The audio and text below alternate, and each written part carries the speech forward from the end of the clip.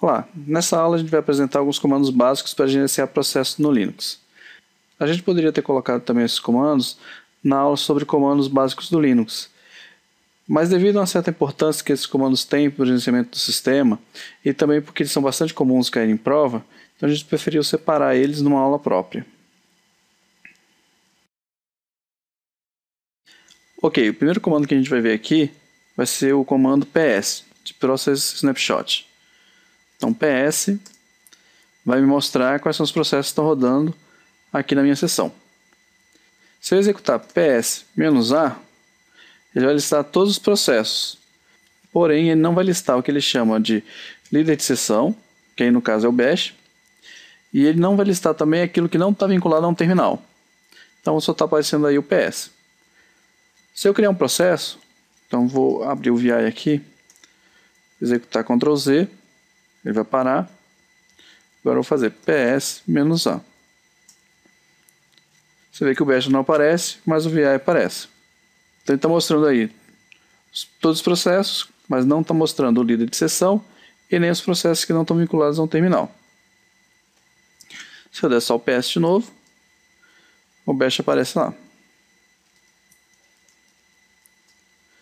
Agora, se eu for para uma outra sessão de outro usuário, vou executar o ps também. Você vê que só aparece o que tem no terminal desse usuário. Agora, um ps-a vai aparecer o VI que está vinculado a outro terminal, porque ele está mostrando todos os processos. Isso aí parece pouco, mas é porque tem que lembrar isso. Ele está mostrando aquilo que está vinculado a algum terminal, mas ele não está mostrando os líderes de sessão e nem aquilo que não está vinculado no terminal, por isso que parece pouco. Mas, na verdade, se tivesse várias pessoas usando em vários terminais, apareceria o processo de cada um deles. Agora, se eu quiser ver todos os processos, incluindo aqueles que não estão vinculados a um terminal, mas sem colocar os líderes de sessão, então eu uso a opção "-d". Aí veio todos os processos, mas a gente não está vendo o bash aí.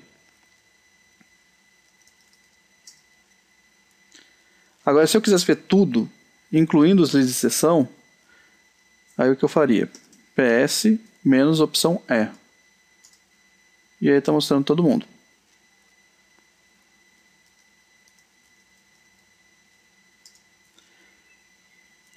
O ps tem uma peculiaridade que, para alguns casos, ele aceita dois formatos para executar o comando. Então, se eu der um ps ao x, esse parâmetro a gente diz que é do formato BSD. Então a gente tem o formato padrão e o formato BSD. Então, se eu executar aqui o ps ao x, ele mostra todos os processos que estão rodando. E mais algumas informações também, como o usuário, o terminal que ele tiver vinculado, os status do processo. Agora, se eu colocar um menos na frente do AUX, isso aqui na verdade é o formato padrão. Então eu estou dizendo que eu quero todos os processos de um usuário X. Ou seja, seria a mesma coisa que colocar aqui root. Então estou pegando todos os processos que estão rodando como root. Ou, que por exemplo, o usuário que eu estou usando. Todos os processos estão rodando como usuário Gustavo. Então, ps menos a o x, eu estou dizendo que eu estou querendo todos os processos do usuário X. Só que o ps tem uma peculiaridade também nesse aspecto. Se eu executar aqui, eu não tenho usuário X. Mas o ps, ele entende que nesse caso, como eu não tenho esse usuário X, o que eu quero não é, na verdade, usar o formato padrão, mas o formato BSD. Então ele me joga para o formato BSD automaticamente, para manter compatibilidade.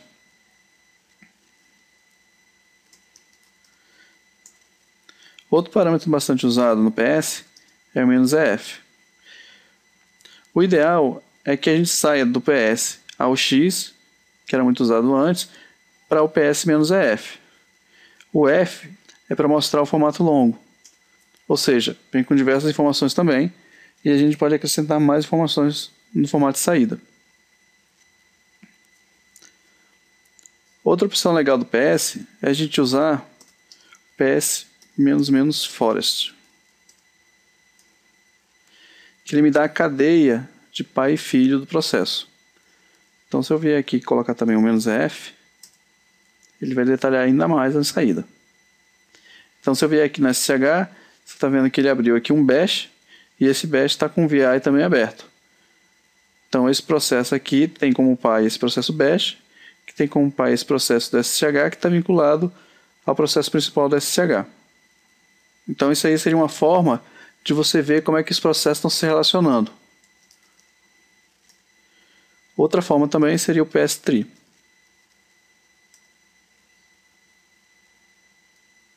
Que também vai mostrando aí que tem o init, e vinculado ao init tem esses processos aí.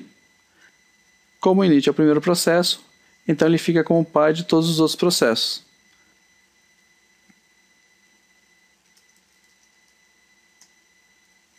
Tá, agora voltando lá para outra seção. O outro comando que está bastante relacionado também com o PS é o top. Então o top ele vai dar um relatório em tempo real de como está se comportando os processos no Linux. Tá? Se eu der Shift M, ele vai ordenar por porcentagem de memória utilizada. Então, se a gente for ver aí os campos, a gente tem o identificador do processo, o usuário, a prioridade, o NICE, que é uma forma de você ajustar a prioridade. Então, se você tiver um processo mais legal, ele deixa os outros processos passarem na frente. Então, o NICE é que se você tem um processo que é mais legal, ele vai deixar os processos passarem na frente dele. Então, ele vai ter menor prioridade. Já um processo que não é tão legal, ele vai evitar que os processos passem na frente dele. Então, ele vai ter maior prioridade. Vai acabar assumindo mais a CPU do que um processo que seria mais legal, né? Um processo que tivesse um NICE maior. Então, aí vem memória virtual, memória residente, aquilo que realmente está na memória, memória compartilhada, não necessariamente quer dizer que ele esteja compartilhando toda essa memória, é uma memória que ele pode vir a usar para compartilhamento, o status do processo, a porcentagem de CPU, porcentagem de memória, um tempo que ele estaria usando aí de CPU e o comando, que no caso dessa primeira linha aí é o bash. Ok, aí se a gente quiser ver mais campos, a gente vai na tecla F, ele abre as opções de campos que a gente poderia colocar e uma descrição breve do que seriam esses campos. Então, por exemplo, se eu quero ver a área de código, a quantidade de memória de código que ele está usando, eu aperto R, e se eu quiser ver a quantidade de área também que ele está usando para dados, eu aperto S. Volta lá. Apareceu lá código e dados. Então eu tenho aí para o primeiro 868 KB para a área de código e 5.016 KB para a área de dado. Que vai dar próximo aí do que a gente tem na área residente. Se a gente for ver aqui na F de novo, a gente pode ver a parte também que está em swap.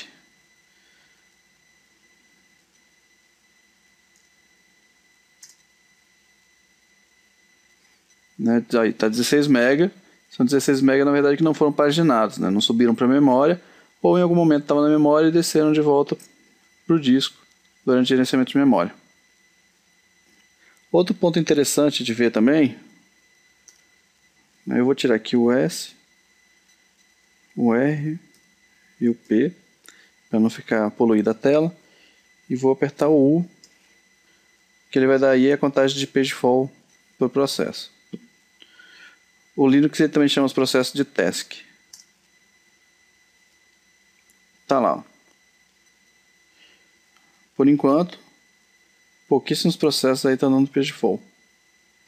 Tá? Outra coisa também na questão do status, você vê aí que está com S de sleeping, ou seja, está dormindo. A gente pode ter aí D de sleeping também, só que sem possibilidade de interrupção. Muitas vezes é quando o processo faz um I/O e aí está aguardando o término desse I/O, mas ele não pode ser interrompido. Outro status também que pode ter é o running, que é o R, o T, que é o parado, que inclusive se você for ver o VI aí, está com o status T, que foi quando eu dei o Ctrl Z, e o Z de zumbi. que é um processo que já terminou, mas ele por algum motivo ainda ficou residente na memória, e aí vai ser limpo ainda, vai ser retirado ainda. Então pode acontecer de aparecer também um Zzinho. A gente vai aproveitar também o top, para mostrar também como é que funciona outro programa, que é o Renice. Mas antes de falar do Renice, a gente tem que falar do Nice. Então se der um PS aqui, lembrar que está rodando lá o VI, né? Então relembrando as outras aulas, né? Vou voltar para o VI usando o comando FG. De foreign ground. Então voltei o VI para frente. Se eu quiser sair, 2 pontos Q. Agora eu vou iniciar o VI de novo, só que dessa vez eu vou dar mais prioridade para ele. Então vou dizer nice -n, número da prioridade. Eu vou dizer que ele não é muito legal. Então -10. E agora o nome do comando, VI, e o arquivo, teste. Iniciou o VI. Ctrl Z, parou, foi para o status T. E agora a gente vai no top.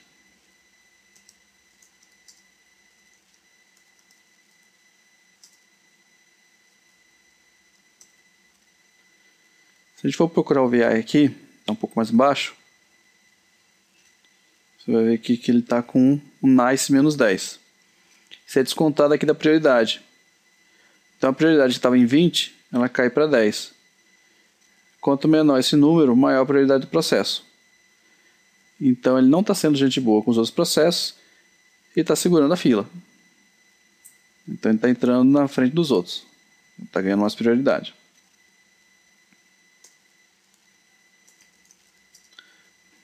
Agora vamos supor que a gente deu prioridade para o VI e percebeu que não era para ter dado tanta prioridade para ele. A gente tem que deixar o processo um pouco mais legal. Então vamos ver aqui o PID do processo, né? Ele é o 1876. Agora Renice. Então vou modificar a prioridade do processo, já está rodando. Eu quero que ele fique mais legal, então vou dizer aqui 10. Menos P 1876. Tá aí, mudou a prioridade. Então 1876, a prioridade antiga era -10 e agora passou para 10. Vou lá no top, vou ordenar para memória. Tá aí, já mudou. A prioridade foi para 30 e o nice é 10. Ou seja, agora é um processo legal que deixa os outros processos passarem na frente dele cordialmente para que eles possam terminar o trabalho deles também. Então com isso a gente consegue jogar com a prioridade do processo no sistema, aumentando de repente a vazão para algum tipo de processo por alguma questão específica. Por exemplo, você poderia ter um servidor de página e um servidor de banco na mesma máquina e por algum motivo você precisasse dar mais prioridade para o servidor de banco para atender as requisições do servidor de página, que na maioria das vezes acaba ficando parado esperando requisição. Então nesse caso você poderia aumentar a prioridade do servidor de banco em detrimento do servidor de web. Isso num caso hipotético. Tá ok, agora vamos sair aqui do Nice. Limpar a tela. Agora vamos imaginar que a gente quer matar aquele processo do VI. Tá, então ele está lá no 1876. Então eu posso dar um kill. A opção -9. 1876. Tá lá, foi morto. Agora o que foi exatamente essa opção -9 que eu passei? Se a gente vier aqui no modo kill,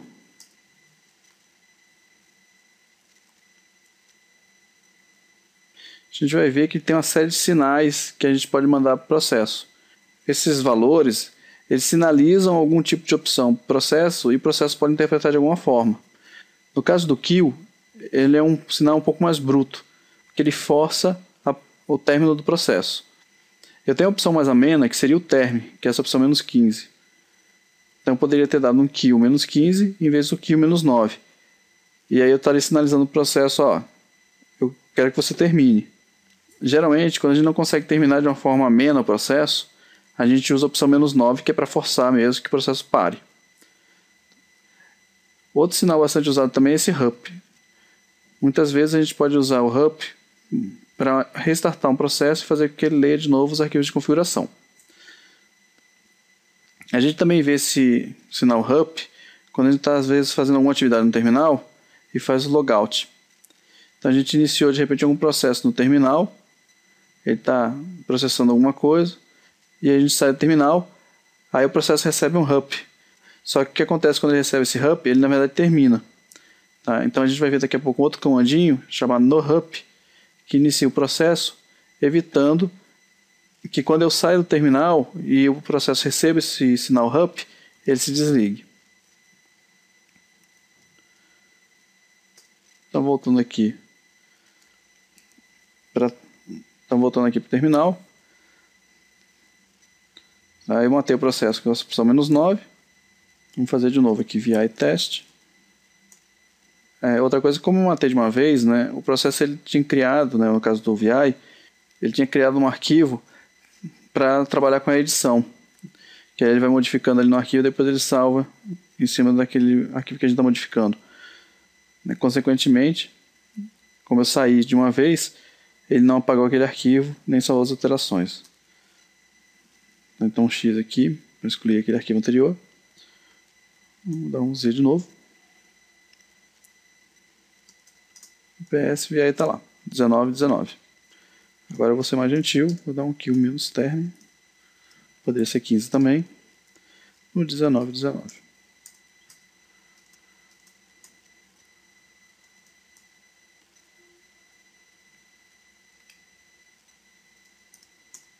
Você vê que nesse caso o processo ele não morreu de imediato.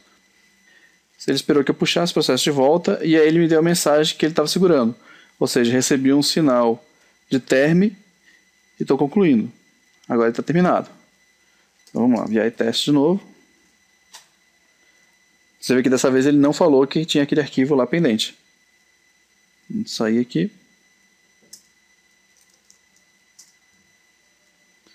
Então por fim, o último comando que a gente vai ter aí, eu vou basicamente só apresentar aqui o help para vocês, é o no-up. Então o que o no-up vai fazer? Ele vai fazer que o seu processo ignore os sinais de desligar, os sinais de up. Tá? Então se você de repente tiver um processo, quando você sai, faz logout no terminal, então você executa o processo, de repente faz logout no terminal, e esse logout ele manda o sinal up e desliga esse processo, você pode usar o no-up para iniciar o processo. Então seria no-up e o nome do comando, né? Então, comando. E aí ele evitaria que quando você fizesse logout, derrubasse seu processo. Para você poder controlar as saídas, você tem um arquivinho lá que ele cria, que é o no-up.out. Então ele vai mandando a saída do seu comando para esse arquivo no-up.out. Mas você também pode direcionar para um outro arquivo. Ok. Essa parte de processo são basicamente esses comandos. Né? Vamos ver uma outra questão aqui que pode ajudar a gente a entender melhor como é que eles poderiam aparecer numa prova. Ok, vamos aí para a primeira questão. Julgue os itens a seguir a respeito do sistema operacional Linux. Item 1, comando PSLX, tem a função de exibir todos os processos existentes, o nome do usuário que iniciou determinado processo e a hora em que isso ocorreu, além dos processos que não estão associados a terminais. Lembrando aí, PSAUX é diferente de PS-AUX.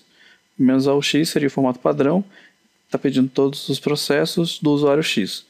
O PSAUX é o formato do PSD e está se referindo ao que o item está falando aí mesmo. Então o primeiro item aí vai estar correto. Item 2, no sistema operacional Unix, o comando nice faz que o processo seja disparado com alta prioridade. O nice ele não faz que o processo seja disparado apenas com alta prioridade, mas ele também pode ser disparado com baixa prioridade. Então esse item 2 aí está incompleto, né? Está incorreto. E o item 3, o PID, Process Identification, é um recurso do Linux que permite a atribuição de um número de identificação de um processo no sistema, de forma a auxiliar o controle de execução de um programa ou de um comando. Está correto, né? A gente viu lá no top ou no PS que quando a gente pede para listar os processos, aparece lá o PID dele. Então a questão aí tem item 1 certo, item 2 errado e item 3 certo. Segunda questão, nos sistemas operacionais, os sinais são meios usados para os processos possam se comunicar e para que o sistema possa interferir em seu funcionamento. No Linux, o sinal SEGV tem a função de aí, letra A, informar os erros de endereço de memória. Letra B, terminar completamente o processo. Letra C, instruir a execução de um processo após esse ter sido interrompido.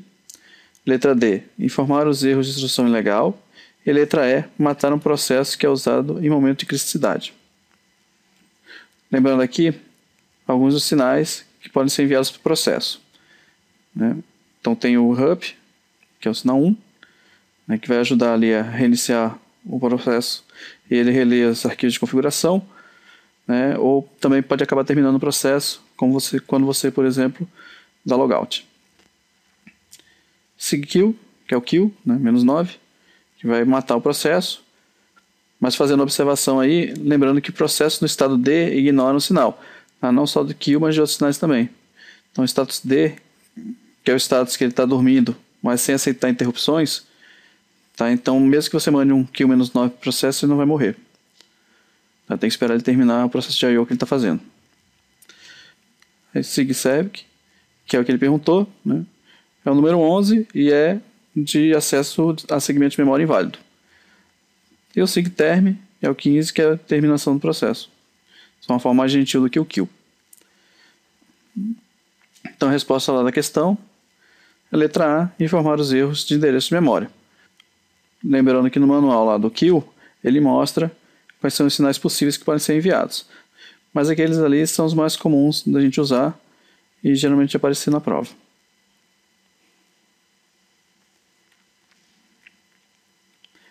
Questão 3. Por várias vezes durante a administração de sistema operacional, é necessário ajustar a prioridade do processo em execução. Dentro dos sistemas operacionais Linux, esse ajuste é acompanhado dos consequentes parâmetros adicionais dá-se através do comando. Então, nas opções que a gente tem aí, A, PS, B, top, C, nice, D, kill e E, xkill. Para ajustar a prioridade, a gente só tem aí o nice. Se o processo já estiver rodando, na verdade a gente vai usar o renice. Então o nice para a gente iniciar o processo com uma certa prioridade e o renice a gente pode mudar a prioridade depois. Então a resposta certa aí da questão, letra C.